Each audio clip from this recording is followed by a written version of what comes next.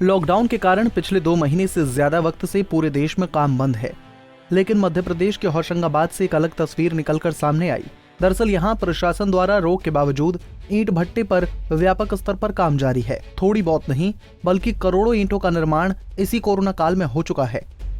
गौरतलब बात है कि इटारसी में 3 दर्जन से ज्यादा लोग कोरोना पॉजिटिव केस मिलने के बाद इसी कोरोना का हॉटस्पॉट घोषित करके सील कर दिए गए थे।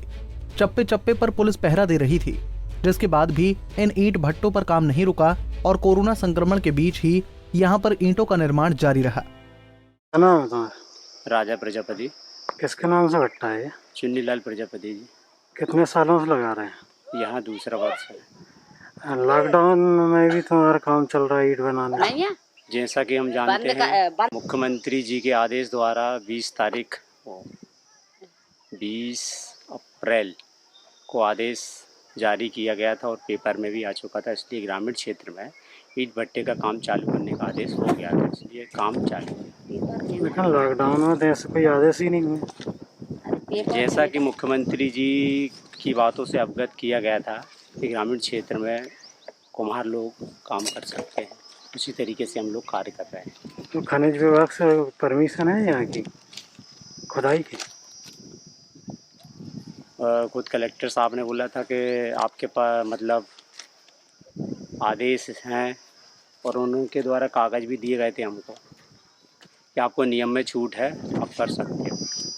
तो खनिज विभाग से या राजस्व विभाग से तो अनुमति लेनी पड़ती है ना, बोलिए आप। हाँ, वो अभी हालांकि नए नियम होंगे, बाकी जो पूर्व से चले आ रहे हैं उस आधार पे हम कार्य कर रहे हैं। अभी कोई परमिशन नहीं है आपका? नहीं, अभी तो फिलहाल की स्थिति में जैसा है, जो हमको कलेक्टेड से कागज़ मिले थे वो डॉक्यूमेंट है हमारे पास। आपका? कृष्णा प्रजापति। कृष्णा, यहाँ कितने वर्षों से ईंट का भट्टा लगा रहे हैं? हमारी तो पीढ़ी चली जा रही भैया, बच्चे पीढ़ी चली जा रही है भट्टे पर। हम कुमार प्रजापति ईंट भट्टे का निर्माण करते हैं। ये लॉकडाउन के दौरान आपने ईंट बनाई है? लॉकडाउन हमने 22 मार्च से हमारा काम सर रोड पे था, हमारा काम बेसी बंद करा दिया था गांव वाले कोटवार सचिव ने। हमारा काम बना नहीं। अभी जो 2 मट्टी मचवाई है हमने, भट्टे रखा था हमारा, तो मौसम के चक्कर में हमने उसको पकाया है। खुद लोग लॉकडाउन का पालन किया है, रोड पे था हमारा काम बेसी नहीं चला है। फिर शिकायत क्यों हो रही है? शिकायत सर अपने पास तो कुछ शिकायत नहीं है, और अपन तो रोड पे हैं, सचिव है कोटवार है, वो तो रात दिन आकर देख रहे हैं। अपन तो गाँव के पास में। कहाँ के रहने वाले हैं खास? हम तो इटारसी के रहने वाले हैं। तो लॉकडाउन में इटारसी से यहाँ कैसे आ गए? नहीं, हम तो इधर ही से रह रहे हैं लॉकडाउन से इटारसी। इस बीच में एक भी बार इटारसी नहीं गया? नहीं, इटारसी नहीं है। लॉकडाउन में ईंट तो बिक नहीं रही थी, फिर कैसे खर्च चल रहा था? लॉकडाउन में ईंट तो बिक नहीं रही थी, अब क्या करें। अब अपन ने माँ साहब यादव से पैसे लिए थे 20,000 रुपये ब्याज, उससे लेबर का। इस मामले में जब एसडीएम आदित्य रिछारिया से बात की गई तो पहले तो वो नियम कायदों का हवाला देकर कुम्हारों के लिए काम करने की छूट की बात कहते नजर आए, लेकिन बाद में इन ईंट भट्टों के संचालन को उन्होंने गलत माना और जांच की बात कही। देखिए, आपके माध्यम से मुझे जानकारी दी जा रही है।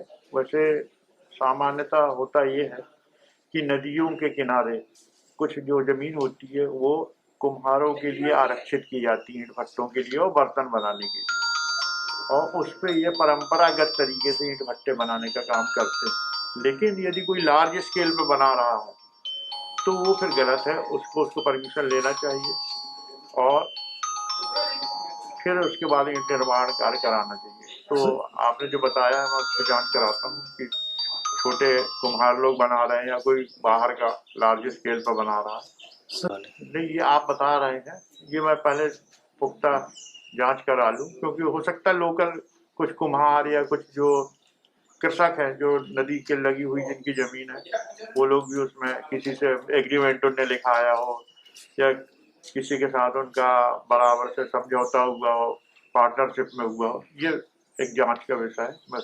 जाहिर है कि ये लापरवाही छोटी नहीं है, कुछ दिनों बाद बड़े स्तर पर इसके दुष्प्रभाव दिखाई देंगे। ऐसे में अब देखना होगा कि मामले में जिम्मेदारों द्वारा दोषियों पर क्या कार्रवाई की जाती है। पंजाब केसरी के लिए होशंगाबाद से गजेंद्र राजपूत की रिपोर्ट।